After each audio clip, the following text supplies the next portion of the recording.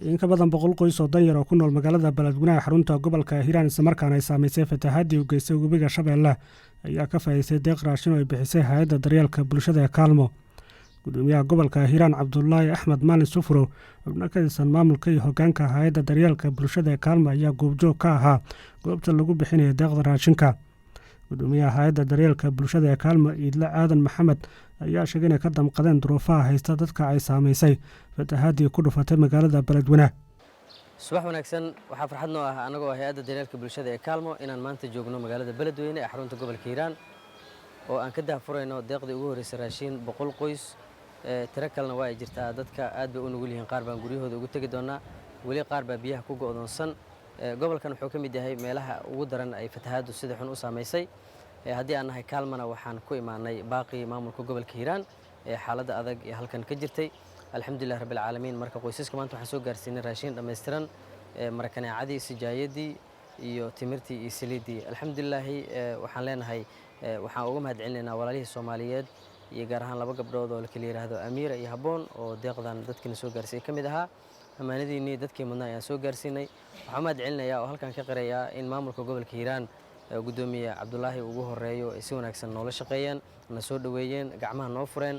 iyo askartiisaba nagala qayb qaateen sugidda ammaanka si nadiif ah oo filasho wanaagsan ayaan halka ku bixinay cid kasta oo gobolkan wax u hayso waxaan dhihi lahayn hala soo dhiirado waa kaas annaga ayaa bilawnay insha Allah ta'ala dadka waxay u baahan yihiin gargaar iyo garab istaag Maxamed Abukar Mahdi oo kamid ah dadka ka faa'iideystay deeqda raashinka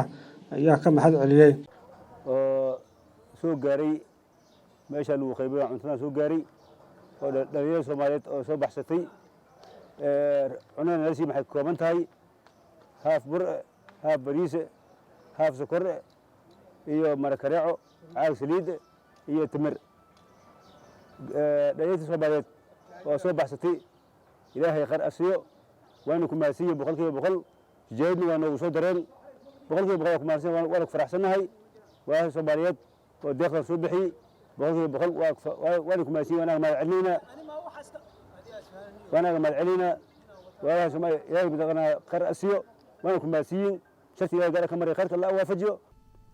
Gudoomiyaha gobolka Hiiraan Cabdullaahi Axmed Maalin ayaa sheegay in deeqdan ay tahay tii ugu horeysay la soo gaarsiiyo dadka danyarta ee saameysay fatahaadii ku dhufatay magaalada Beledweyne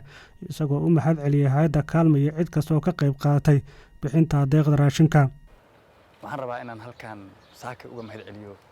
hay'adda Kaalmo Community Welfare iyo teamka ay sharaakada ku yihiin in saakay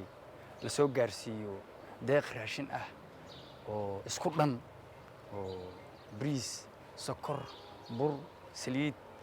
katiifadii timirtii sasanyeerigii maasha Allah leenahay jazaakumullahu khayran leenahay waxaan rabnaa inaan dhahno teamkan waa teamkii ugu horeeyay waan uga mahad celinayno baaqeennii in dhibaatada halkan ka dhacday la soo ajiibo ama laga soo jawaabo nimankii ama teamkii ama kooxdii ugu horeysay oo soo ajiibto waad ku mahadsantihiin hor iyo horaantaba inaad noo timaadeen maanta idinkaga mahad celinayno waxa aad keenteen tayadooda tiradooda laakiin waxaan idinka mahad celinaynaa tayada ay leeyihiin iyo qalbiyada sida iyo waqtiga aad keenteen walaalayaal waad mahadsantihiin idinkana soo gaarsiiyana waan idin mahad celinaynaa dadka muxsiniinta ragga iyo dumarka isugu jira ee walaalahan Soomaaliyeed ee soo xasuustay deeqdan la soo baxayna waxaan leenahay miisaankiina qiyaam Allah ku kabo waad mahadsantihiin mar labaad mar saddexaad gaar ahaan gabdhaha la kala yiraahdo Haboon iyo Amiira fariintiin way soo gaartay teamkii Kaalmona way soo gaarsiiyeen waxaan rabaa marka laba arrimood inaan saaka halkan aan fariin ka diro halkan waxba lama gaarsiin karo waxba lagama qaban karo inay meesha ka baxdo adduunka meesha ugu dambaysa qofka jooga wuxuu dadkan dhibaataysan soo gaarsiiyo sida uu ugu talagalay iyo wuxuu ugu soo talagalay ayaan gaarsiinaynaa midda labaad waxay tahay meeshan waxa ka dhacay masiibo qaran dhibaato 200 ee sano la soo dhaafay aan Soomaaliya iyo geeska Afrika ka dhicin ayaa dhacday waxaan rabnaa marka dadkan sida wax u gaareen wax ugu dhaceen iyo sida gurmadka ay u heleen ama walaalahooda Soomaaliyeed ama hay'adaha samafalku wax isu dhigma ma ah walaalayaal wada aragtaan dhibaato dhacday magaalo dhan iyo ummad dhan baa baaba'day annaguna inaan u qayla dhaamino oon u kaambeyn gareyno ummadda muxsiniinta iyo hay'adaha samafalka iyo